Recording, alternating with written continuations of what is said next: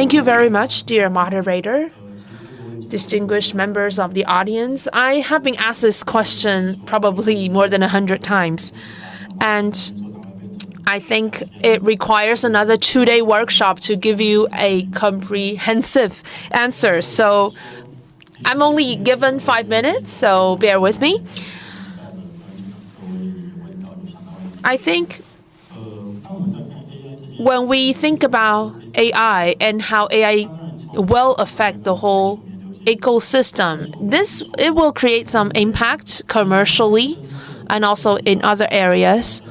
But I think if Taiwan wants to make sure we have a good position on AI, then we have to think about the commercial applications of AI. We haven't all heard about Maslow's pyramid of needs. We need to satisfy the most basic, physiological needs before we will pursue higher needs. The same token applies to AI.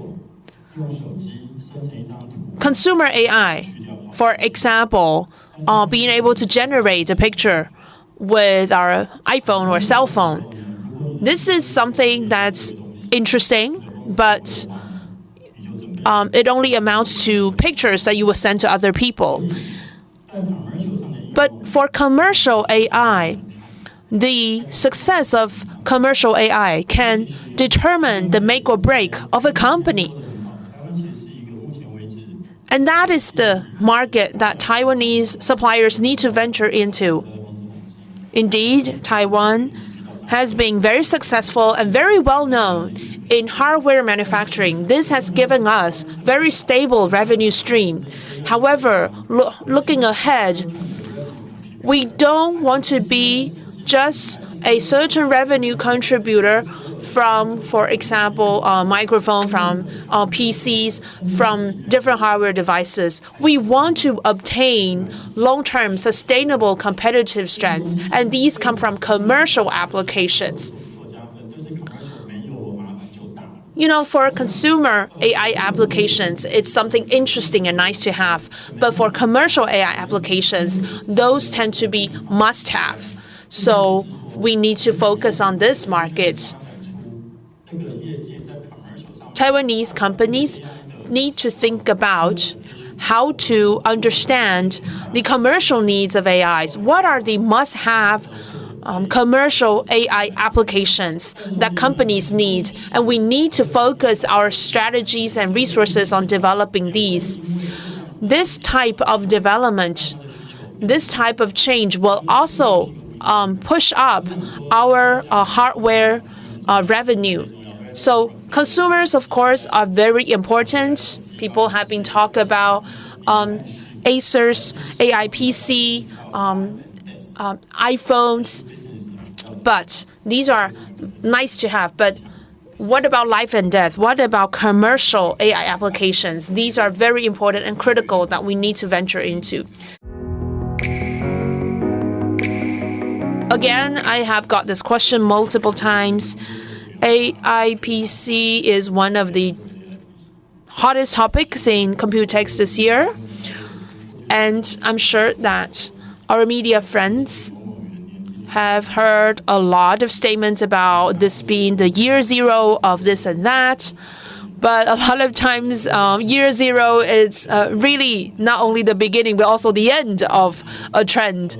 But I believe that will not be the case for AI PC.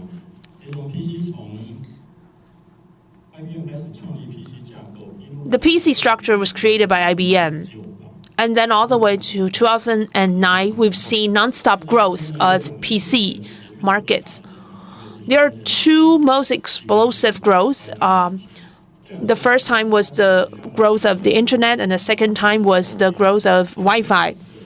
So it was because of these two technologies. It was because of these two different tools that allow PCs to become more powerful. And then smartphones were born. Smartphones killed so many different other devices like cameras, recording pens, MP3s. But then PC still remains. Smartphones didn't kill PCs. Smartphones can only kill devices that are smaller or probably the same size as smartphones. Why is it? This has to do with physics. When you have a larger space, when you have a larger size, more things can go into it. It could be computing power, it could be components. There's things that cannot be uploaded to the cloud. For example, a battery power, that's something that you cannot rely on the cloud. When you have a larger PC, you have a larger battery. That's physics. So yes, the sales of PC was affected for a while because of smartphones. But then, during COVID, a reverse was created. Starting from the second quarter of COVID lockdowns, PC sales grew again. Because before that, some people didn't use PC, started to buy PCs.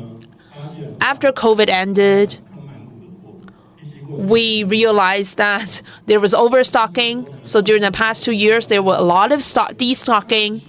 Now that the destocking is done, AI becomes that tool like Wi-Fi and the internet that can enable PC to become more powerful. AI is also a tool that can bring in a lot of new users for PCs. So this expands the customer base for PC. It also encourages existing PC users to buy new AI PCs. So this year is the year zero of AI PC because existing PC users are now interested in renewing their PCs, and new users of PCs will join the fleet. So I'm sure that the year zero of AI PC is only the beginning. That will not be the end. What can be done on smartphones can be done on PCs as well. That we can understand. However, right now with AI PC, there are new AI applications. So industries that need AI, for example, when people look at Acer, people may think that we are a hardware company, but with AI, we need more memory that goes into an AI PC. We also need, for example, better microphones, better cameras to capture more data for your AI PC. As computing power increase in your AI PC, you also need better thermal performance. So because of AI PC, there will be upgrades of many different hardware components. So this year is the year zero of AI PC, and AI PC will continue to fly and soar. But how far can it go? I think it depends on killer applications. When we have killer applications, we will see a true jump and soaring of AI PCs.